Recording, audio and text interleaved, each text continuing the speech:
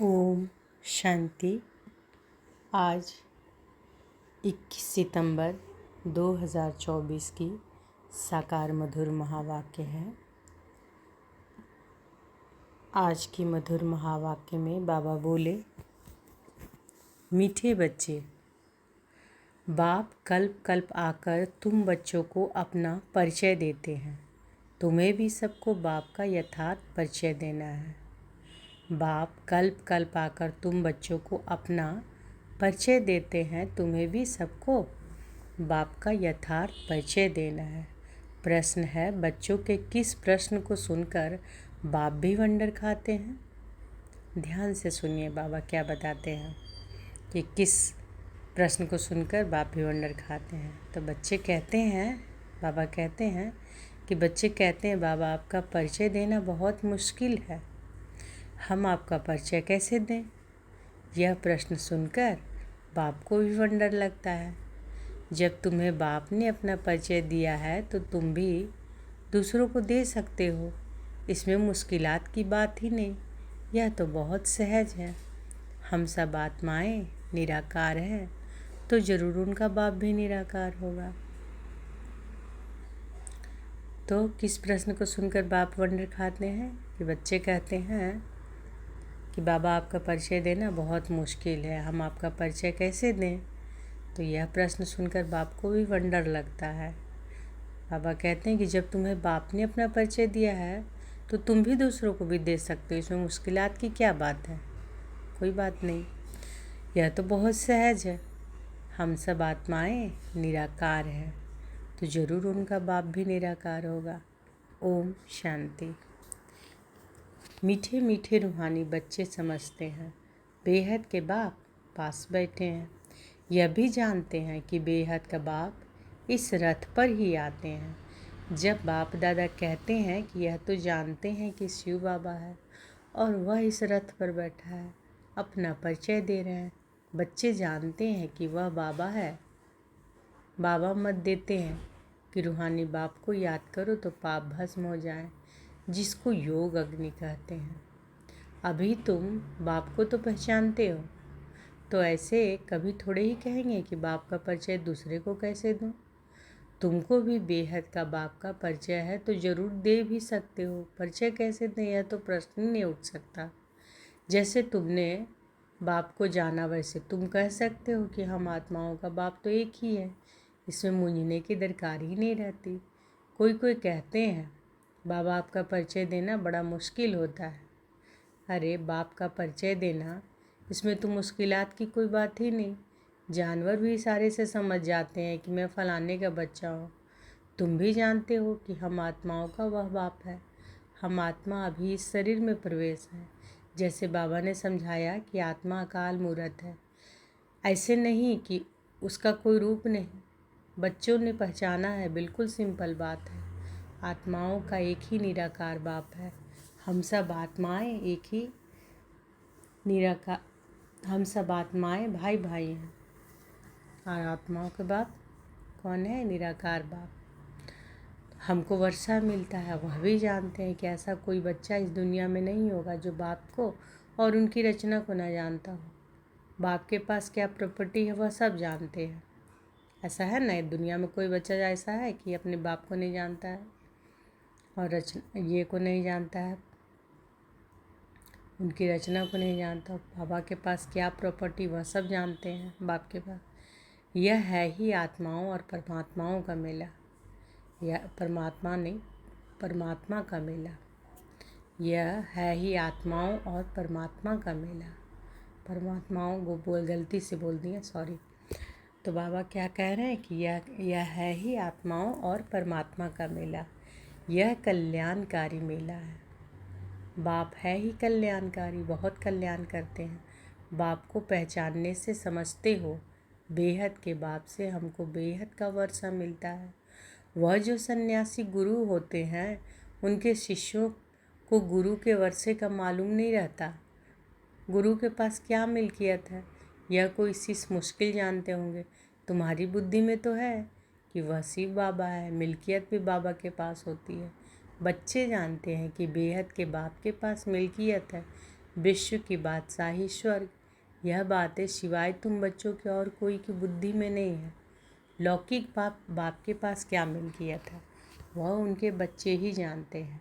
अभी तुम कहेंगे कि हम जीते जी पारलौकिक बाप के बने हैं, उनसे क्या मिलता है वह भी जानते हैं। हम पहले शूद्र कुल में थे, अभी ब्राह्मण कुल में आ गए। यह नॉलेज है कि बाबा इस ब्रह्मा तन में आते हैं। इनको प्रजापिता ब्रह्मा कहा जाता है। वह शिव तो है सब आत्माओं का फादर। इनको प्रजापिता ब्रह्मा को ग्रेट ग्रेट ग्रैंडफादर कहते हैं। अब हम इनके बच्चे बने हैं। शिव बाबा के लिए तो कहते हैं कि वह हाजिरा हुजूर है, जानी जाननहार है। तो शिव बाबा के लिए क्या कहते हैं? वह हाजिरा हुजूर है, जानी जाननहार है।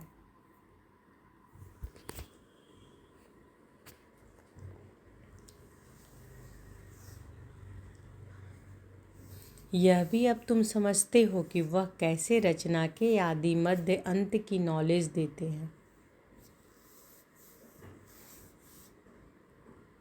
वह सब आत्माओं का बाप है। उनको नाम रूप से न्यारा कहना तो झूठ है। उनका नाम रूप भी याद है।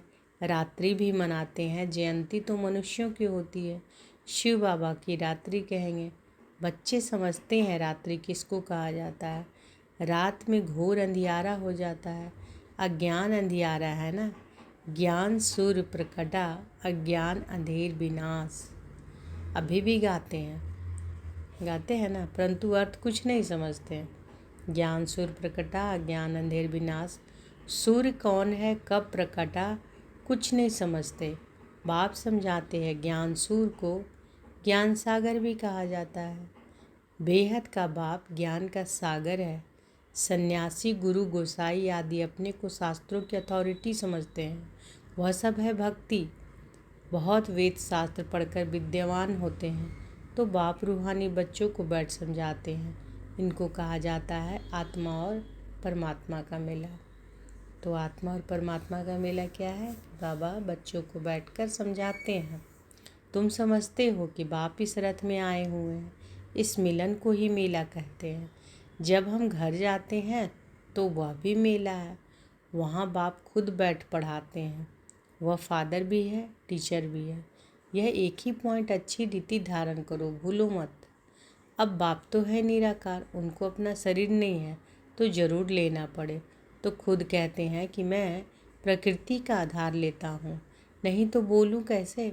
शरीर बिगड़ तो बोलना होता नहीं। तो बाप इस तन में आते हैं। उनका नाम रखा है ब्रह्मा। हम भी शूद्र से ब्राह्मण बने तो नाम बदलना ही चाहिए।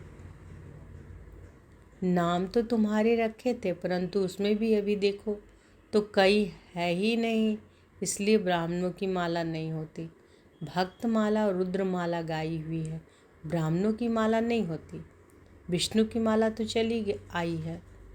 विष्णु की माला तो चली आई है। सूक्ष्म वतन में विष्णु को 4 भुजा वाला दिखाया है। 2 भुजा लक्ष्मी की, 2 भुजा नारायण की। तो विष्णु की 4 भुजा जो दिखाए, इसमें 2 भुजा किसकी है? लक्ष्मी की, 2 भुजा नारायण की। बाप समझाते हैं कि मैं धोबी हूँ। मैं योग बल से तुम आत्माओं को शुद्ध बनाता हूँ, फिर भी तुम विकार में जाकर अपना श्रृंगार ही गवा देते हो। बाप आते हैं सबको शुद्ध बनाने, आत्माओं को आकर सिखलाते हैं। तो सिखलाने वाला जरूर यहाँ चाहिए ना। पुकारते भी हैं कि आकर पावन बनाओ। कपड़ा भी मैला होता है तो उनको धोकर शुद्ध बनाया जाता है। तुम भी पुकारते हो कि हे पतित पावन बाबा आकर पावन बनाओ। आत्मा पावन बने तो शरीर भी पावन मिले। तो पहली मूल बात होती है बाप का परिचय देना। बाप का परिचय कैसे दें, यह तो प्रश्न ही नहीं पूछ सकते। तुमको भी बाप ने परिचय दिया है, तब तो तुम आए हो ना। बाप पास आते हो। बाप कहाँ है? इस रथ में। यह है अकाल तख्त। तुम आत्मा भी अकाल मूर्त हो। यह सब तुम्हारे तख्त हैं जिस पर तुम आत्माएं विराजमान हो। वह तो अकाल तख्त जड़ हो गया ना। तुम जानते हो कि मैं अकाल मूर्त अर्थात निराकार, जिसका साकार रूप नहीं है। मैं आत्मा अविनाशी हूँ, कब विनाश हो न सके। एक शरीर छोड़ दूसरा लेता हूँ, मुझ आत्मा का पाठ अविनाशी नूंधा हुआ है। तो बाबा कह रहे हैं, क्या कह रहे हैं कि तुम जानते हो कि मैं अकाल मूर्त अर्थात निराकार, जिसका साकार रूप नहीं है। मैं आत्मा अविनाशी हूँ, कब विनाश हो न सके। एक शरीर छोड़ दूसरा लेता हूँ। हम सब आत्मा एक शरीर छोड़ लेकर दूसरा लेते हैं ना। और फिर मुझ आत्मा का पाठ अविनाशी नूंधा हुआ है। आज से 5000 वर्ष पहले भी हमारा ऐसे ही पाठ शुरू हुआ था। वन संवत से हम यहाँ पाठ बजाने घर से आते हैं। वह है ही 5000 वर्ष का चक्र। वह तो लाखों वर्ष कर देते हैं, इसलिए थोड़े वर्षों का विचार में नहीं आता। तो बच्चे ऐसा कभी कह नहीं सकते कि हम बाप का परिचय किसको कैसे दें। ऐसे ऐसे प्रश्न पूछते हैं तो वंडर लगता है। अरे तुम बाप के बने हो, फिर बाप का परिचय क्यों नहीं दे सकते हो। हम सब आत्माएं हैं, वह हमारा बाबा है। सर्व की सदगति करते हैं। सदगति कब करेंगे यह भी तुमको अभी पता पड़ा है। कल्प कल्प कल्प के संगम युग पर आकर सर्व की सदगति करेंगे। वह तो समझते हैं कि अभी 40,000 वर्ष पड़े हैं और पहले से ही कह देते हैं नाम रूप से न्यारा है। अब नाम रूप से न्यारी कोई चीज़ थोड़ी होती है। पत्थर भीतर का भी नाम है ना। तो बाप कहते हैं कि मीठे मीठे बच्चों, तुम आए हो बेहद के बाप के पास। बाप भी जानते हैं कि कितने ढेर बच्चे हैं। बच्चों को अभी हद और बेहद से भी पार जाना है। सब बच्चों को देखते हैं, जानते हैं कि इन सबको मैं लेने लिए आया हूँ। सतयुग में तो बहुत थोड़े होंगे, कितना क्लियर है, इसलिए चित्रों पर समझाया जाता है। नॉलेज तो बिल्कुल ईजी है, बाकी याद की यात्रा में टाइम लगता है। ऐसे बाप को तो कभी भूलना नहीं चाहिए। बाप कहते हैं कि मामेकम याद करूँ तो पावन बन जाएंगे। मैं आता ही हूँ पतित से पावन बनाने। तुम अकाल मूर्त आत्माएं सब अपने अपने तख्त पर विराजमान हो। बाबा ने भी इस तख्त का लोन लिया है। इस भाग्यशाली रथ में बाप प्रवेश होते हैं। कोई कहते हैं परमात्मा का नाम रूप नहीं है, यह तो हो ही नहीं सकता। उनको पुकारते हैं, महिमा गाते हैं तो ज़रूर कोई चीज़ है ना। तमो प्रधान होने के कारण कुछ भी समझते नहीं। बाप समझाते हैं। बाबा हर बात में मीठे मीठे बच्चों बोलते हैं, कितना प्यार से बोलते हैं। क्या समझाते हैं? मीठे मीठे बच्चों, इतनी 84 लाख योनियाँ तो कोई होती नहीं है ही 84 जन्म। पुनर्जन्म भी सबका होगा। ऐसे थोड़े ही ब्रह्म में जाकर लीन होंगे वह मोक्ष को पाएंगे। यह तो बना बना ड्रामा है, एक भी कम जास्ती नहीं हो सकता। इस अनादि अविनाशी ड्रामा से ही फिर छोटे छोटे ड्रामा और नाटक बनते, वह है विनाशी। अभी तुम बच्चे बेहद में खड़े हो। तुम बच्चों को यह नॉलेज मिली हुई है हमने कैसे 84 जन्म लिए, अभी बाप ने बताया है। आगे किसी को पता नहीं था। ऋषि मुनि भी कहते थे कि हम नहीं जानते हैं। बाप आते ही हैं संगम युग पर इस पुरानी दुनिया को चेंज करने। ब्रह्मा द्वारा नई दुनिया की स्थापना फिर से करते हैं। वह तो लाखों वर्ष कह देते हैं, कोई बात याद भी आ ना सके। महाप्रलय भी कोई होती नहीं। बाप राजयोग सिखलाते हैं, फिर राजाई तुम पाते हो। इसमें तो संशय की कोई बात ही नहीं। तुम बच्चे जानते हो पहले नंबर में सबसे प्यारा है बाप, फिर नेक्स्ट प्यारा है श्री कृष्ण। तो बाबा क्या बोल रहे हैं कि तुम बच्चे जानते हो कि पहले नंबर में सबसे प्यारा है बाप, है ना। सबसे पहले कौन है? बाप। फिर नेक्स्ट प्यारा है श्री कृष्ण। तुम जानते हो। तो अब बाबा बता रहे हैं कि सबसे पहले नंबर में सबसे प्यारा कौन है? बाबा, है ना। और नेक्स्ट में कौन है? श्री कृष्ण। प्यारा है श्री कृष्ण। तुम जानते हो श्री कृष्ण है स्वर्ग का पहला प्रिंस, नंबर 1।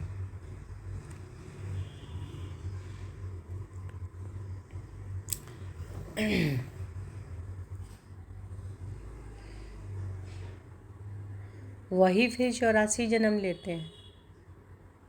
तो बाबा क्या बोल रहे हैं कि तुम बच्चे जानते हो कि पहले नंबर में सबसे प्यारा कौन है? बाप। बाबा। फिर नेक्स्ट प्यारा है श्री कृष्ण। तुम जानते हो श्री कृष्ण है स्वर्ग का पहला प्रिंस, नंबर 1। वही फिर 84 जन्म लेते हैं। उसके ही अंतिम जन्म में मैं प्रवेश करता हूँ। अब तुमको पतित से पावन बनना है। पतित पावन बाप ही है। पानी की नदियाँ थोड़े ही पावन कर सकती है। यह नदियाँ तो सतयुग भी होती है, वहाँ तो पानी बहुत शुद्ध रहता है। तो यह नदियाँ तो सतयुग में भी होती हैं, वहाँ तो पानी बहुत शुद्ध रहता है, कीचड़ा आदि कुछ नहीं रहता। यहाँ तो कितना कीचड़ा पड़ता रहता है। बाबा का देखा हुआ है, उसमें तो ज्ञान नहीं था। अभी वंडर लगता है पानी कैसे पावन बना सकता है। तो बाप समझाते हैं, मीठे बच्चों कभी भी मूंझो नहीं कि बाप को याद कैसे करें।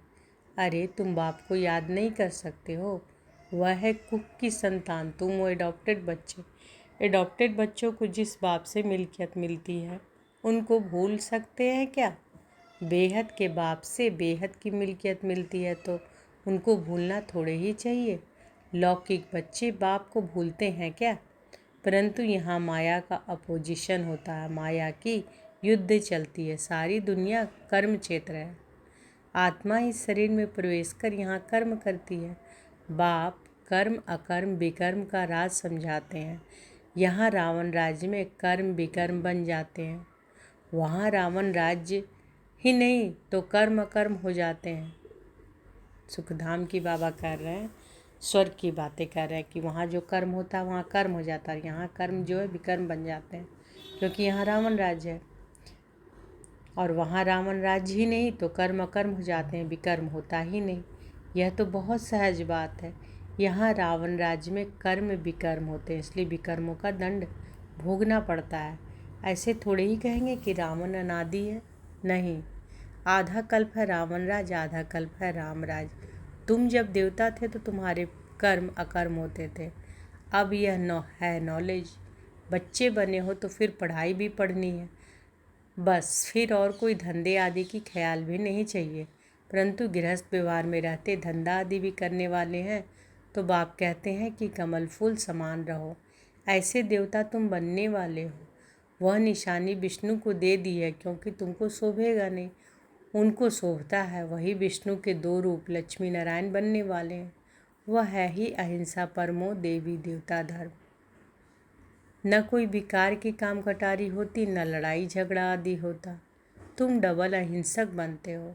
सतयुग के मालिक थे, नाम ही है गोल्डन एज, कंचन दुनिया। आत्मा और काया दोनों कंचन बन जाती है। कंचन काया कौन बनाते हैं? कौन बनाते हैं कंचन काया? बाप। अभी तो आयरन एज में है ना। अब तुम कहते हो कि सतयुग पास हो गया है, कल सतयुग था ना। तुम राज्य करते थे, तुम नॉलेजफुल बनते जाते हो।